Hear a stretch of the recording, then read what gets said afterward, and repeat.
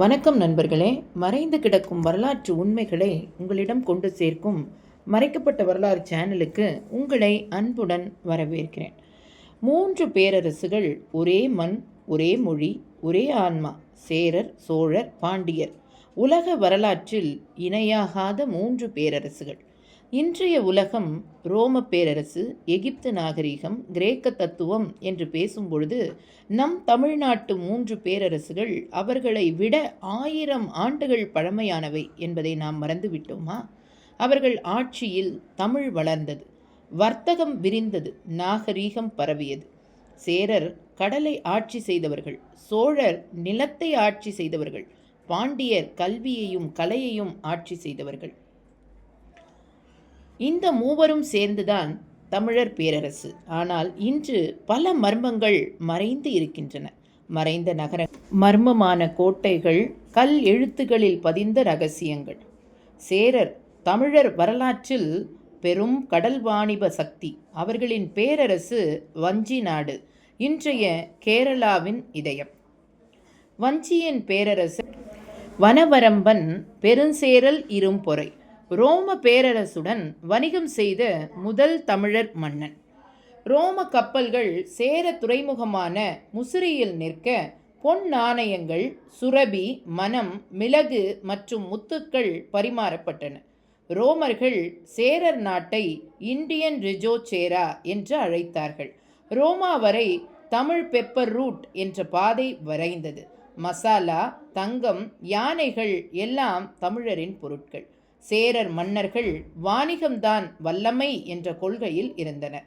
அவர்களின் துறைமுகங்கள் தொண்டி, கொர்க்கை, முசிறி, இன்று கடலுக்குள் புதைந்த மர்மங்கள். வஞ்சி நகரம் இன்றும் கண்டுபிடிக்கப்படவில்லை.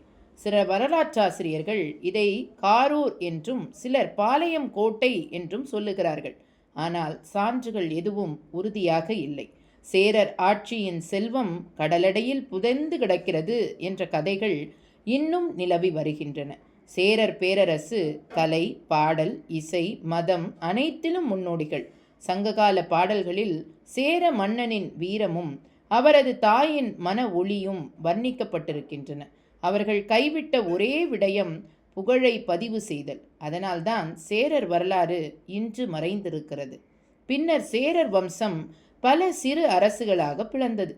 சிலர் கேரளாவின் வடமாநிலங்களாக மாறினார்கள். அப்படியே பாண்டியரும் சோழரும் எழுந்து வந்தார்கள். ஆனால் சேரரின் அடையாளம், கடல் வணிகம், நாகரீகம் இன்னும் தமிழரின் இரத்தத்திலே ஓடிக்கொண்டிருக்கிறது.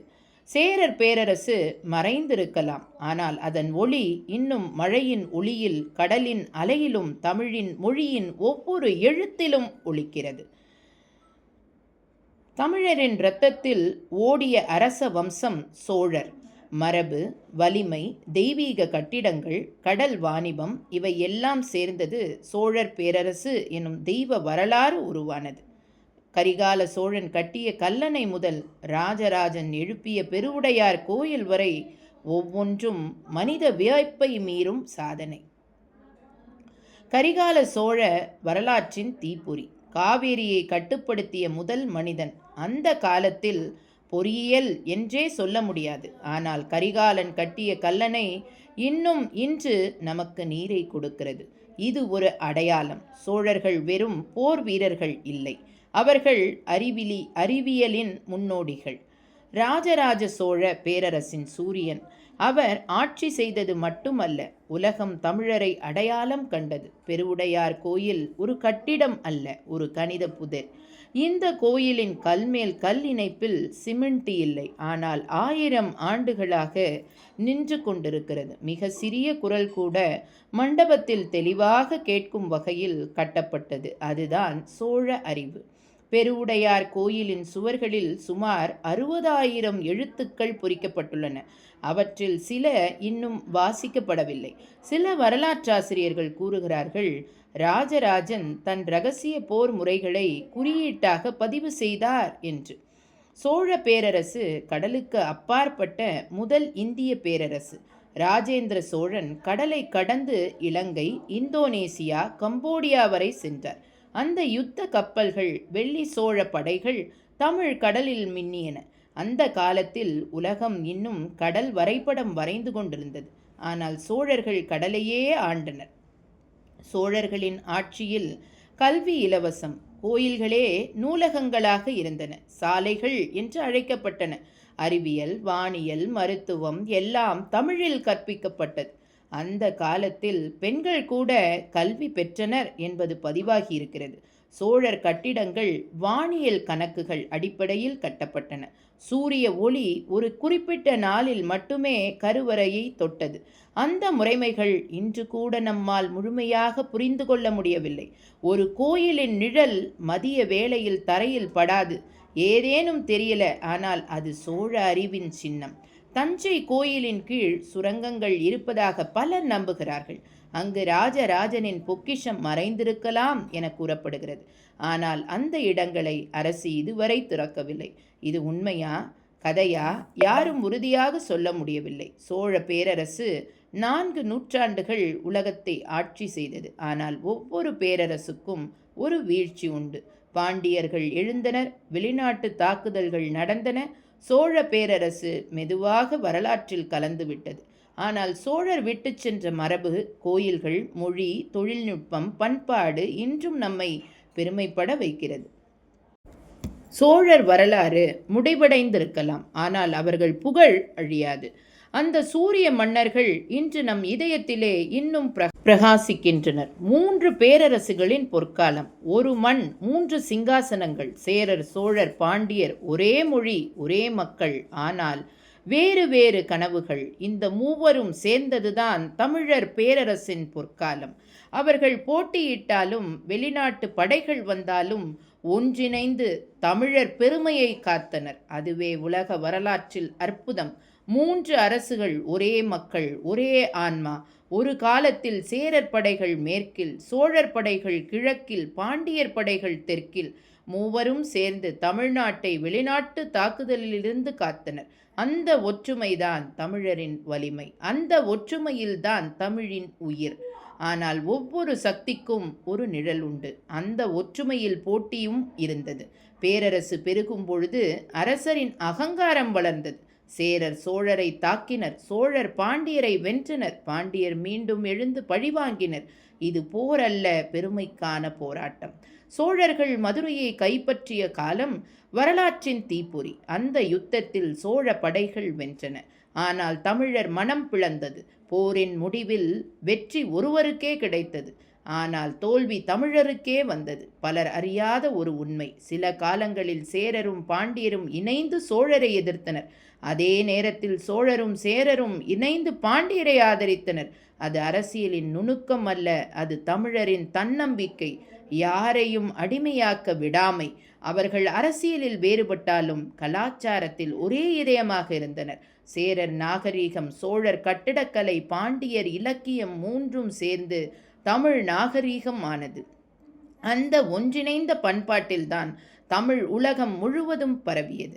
ஆனால் வெளிநாட்டு பேரரசுகள் நுழைந்த பொழுது தமிழரின் 3 கதிர்களும் மெதுவாக மங்கின. முதலில் சோழர் வீழ்ந்தனர், பின்னர் சேரர் வரலாற்றில் கலந்தனர், இறுதியில் பாண்டியர் மௌனமானார்கள். ஆனால் அவர்கள் விட்டு சென்ற அடையாளங்கள், நம் கோயில்கள், நம் மொழி, நம் பெருமை இன்னும் அழியவில்லை. இன்று வரலாறு கூறாத பல உண்மைகள் தமிழ் நிலத்தின் கீழே உறங்கி கிடக்கின்றன. கோயில்களின் அடித்தளத்தில் பழைய எழுத்துக்களில், பாறைகளில் பொறிக்கப்பட்ட குரல் இன்னும் ஒலித்துத்தான் கொண்டிருக்கிறது. அது சொல்லும் ஒரு வார்த்தை, தமிழர் ஒரே மக்கள், ஒரே ஆன்மா. இன்று நாம் சேர, சோழ, பாண்டியர் என்று பிரிக்கிறோம், ஆனால் அவர்கள் ஒரே தாய், தமிழ்த்தாய். அந்த பெருமையை மீண்டும் நினைவில் கொள்வதுதான் நம் கடமை. ஏனெனில் அவர்கள் வரலாறு நமக்கான கண்ணாடி, அவர்கள் செய்தது நம் முன்னேற்றத்துக்கான வழிகாட்டி. சேரர், சோழர், பாண்டியர் 3 பெயர்கள், ஒரு பேரரசு. தமிழ் நாகரீகத்தின் 3 தூண்கள். அவர்கள் மறைந்திருக்கலாம், ஆனால் அவர்களின் குரல் இன்னும் நம்முள் உயிரோடு இருக்கிறது. பாண்டியர் மறைந்த வரலாறு. தமிழின் 3 பேரரசுகளில் மிக பழமையானது பாண்டியர் வம்சம். பாண்டியர் என்ற பெயர் itself ancient Tamil term meaning the oldest one, the ancient ruler. சங்க காலத்தில் இருந்து 16ஆம் நூற்றாண்டு வரை இவர்களின் ஆட்சி பரவியது. அதுவே உலக வரலாற்றில் மிக நீண்ட ஆட்சி. மதுரை பாண்டியர் அரசின் இதயம். இங்கு தாயாக இருந்தது மதுரை மீனாட்சி அம்மன் கோவில். இது அரசரின் சின்னமாகவும் இருந்தது. புராணங்கள் கூறுகின்றன, மீனாட்சி தேவியுடன் திருமணம் புரிந்த சுந்தரேஸ்வரர் தான் பாண்டியரின் ஆதிநாதர் என. ஆனால் வரலாற்று உண்மையில் பார்க்கும் பொழுது பாண்டியர்கள் தமிழ் எழுத்தை வடிவமைத்த முதன்மை ஆட்சியாளர்கள். அவர்கள்தான் சங்ககால கல்வெட்டுகள் உருவான காலத்தை கட்டமைத்தனர். முந்திய காலங்களில் மதுரை சங்கம் என்று அழைக்கப்பட்ட ஒரு உலக பல்கலைக்கழகம் போல் இருந்தது. சங்கம் என்பது ஒரே ஒரு இடம் அல்ல, 3 பெரிய சங்கங்கள் இருந்தன. முதல் சங்கம், 2ஆம் சங்கம், 3ஆம் சங்கம். இதில் ஆயிரக்கணக்கான புலவர்கள், கவிஞர்கள் பாண்டிய மன்னர்களின் ஆதரவுடன் தமிழ் இலக்கியங்களை எழுதியனர். அந்த கல்வெட்டுகளில் பாண்டியர்களின் பெருமைகள் சொல்லப்பட்டன. பாண்டிய மன்னர்கள் அறிவுக்கும் கலைக்கும் தாய் தந்தை. அவர்கள் பட்டு, முத்து, மசாலா வாணிபத்தில் உலகை இணைத்தனர். பாண்டியனின் கடல்சார் வாணிபம் உலக வரலாற்றில் சிறப்பு பெற்றது.